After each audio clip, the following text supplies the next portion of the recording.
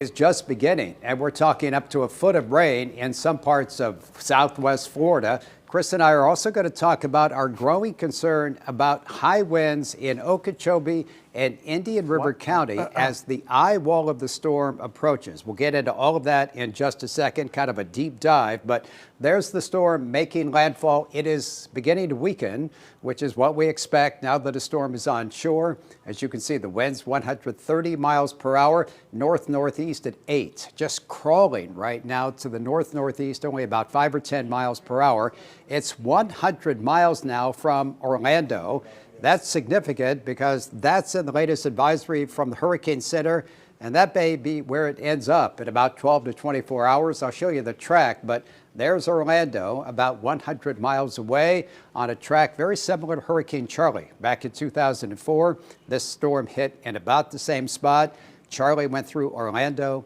This storm may go through Orlando. Here's the forecast track, as you can see, by 2 a.m. Thursday over Lake Wales. Then it begins moving through Kissimmee, Orlando, up toward Daytona Beach, eventually Jacksonville, and finally off it goes into Savannah. All right, let's bring in meteorologist Chris Martinez, because, Chris, we've been watching the radar really closely for the last 15 minutes or so, and we're concerned about this eye wall.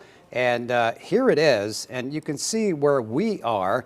And I'm going to put on our velocity and check some of the winds that we're getting with this, because as this eye wall gets closer and closer to western Okeechobee County and perhaps Indian River County, we could see hurricane force winds in gusts in the next few hours. Yeah, totally not out of the question. And if you notice, as the system continues to move further inland, that tropical storm wind field is up and over 175 miles from the center.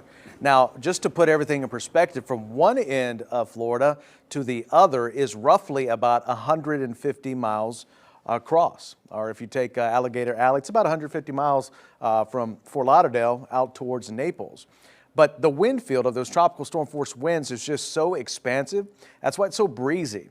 But as the center moves north and west of Okeechobee County, Mike, it's encompassing the higher winds right around the center, and those could spit out some wind gusts that could be as high as 70 or 75, especially for our communities like Okeechobee County and in towards Vero Beach. The rest of the area is just going to be, I think it's going to be a little bit on the windy side. So if driving is going to be a little bit on the difficult side later this evening into tonight because of the winds that are going to pick up.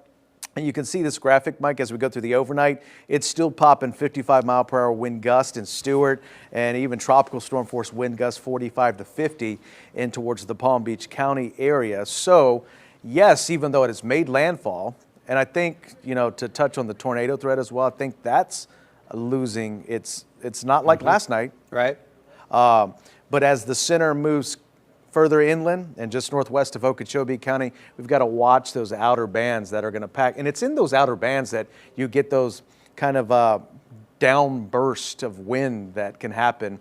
And, you know, just quick gust of wind that could do some decent damage. Again, some trees down, possibly, as we go through the inland communities as well. Right, and if you take Barron 7 full, and Chris can see this and we could talk about this, here's some of the rain bands now moving toward Okeechobee County, just to the west near Fort Bassinger, near Sebring, not far from Arcadia, Lake Wales. You can see these are winds right now between 50, 60 miles per hour.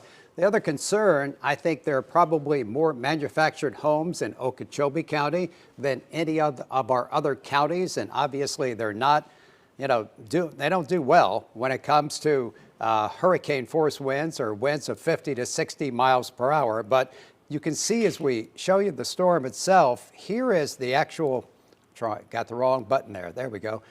Here's the actual eye right here, but it's moving in this direction. It's moving more like this direction. So this eastern eye wall is what I'm concerned about, Chris, that once it gets here, are close to Bassinger, Fort Drum, the western part of Indian River County, we could see wind gusts up to 60, 70, maybe 75 miles per hour. So we have some viewers out towards Buckhead Ridge, that area as well on the western side of Lake Okeechobee. And a lot of people think, hey, what about Clewiston and Belle Glade? Could those strong winds make it further inland? I think there's a lesser chance for that, but since the storm is sitting right here and it's moving this general direction, just imagine that wind field is coming right through Okeechobee and western Indian River. But remember, the tropical storm force wind field is over 175 miles wide. So that's going to spread tropical storm force winds over everyone. But what we're concerned about, like what Mike was just talking about, is higher gusts that could be at 70, 75 through our northwestern communities, western Indian River back towards Okeechobee County.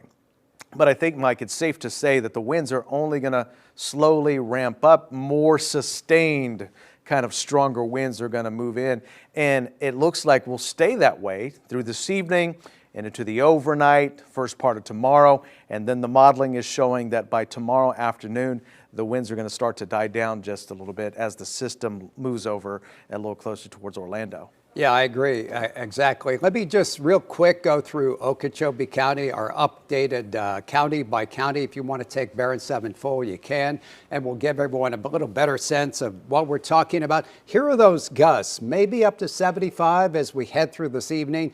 The possibility of a brief tornado, as we've been discussing for the past couple of days. Nothing like last night, but still that potential as we head during the overnight hours.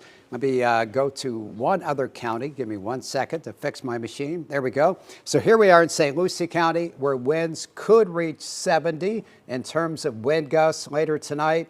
And finally, Martin County up to 60, Indian River County. You can see the winds there up to about 60. And finally, in Palm Beach County, I think we're talking wind gusts about 50 as we head through the evening hours. Felicia? All right, Mike. And we just have word in right now from the Okeechobee County Sheriff. He's announcing a curfew will be in place from 11 p.m. tonight until 5 a.m. tomorrow morning. Residents are being told to prepare to stay inside and restrict their travel during this time. Local and state law enforcement will be out enforcing this curfew. Again, the Okeechobee County Sheriff is enforcing a curfew from 11 o'clock tonight until 5 a.m. Thursday morning. And remember, that's all about your safety, considering what may be coming Okeechobee County's way. They just want to keep you off the roads, so it keeps you safe, as well as the first responders safe. You're not in trouble. And speaking of Okeechobee County, we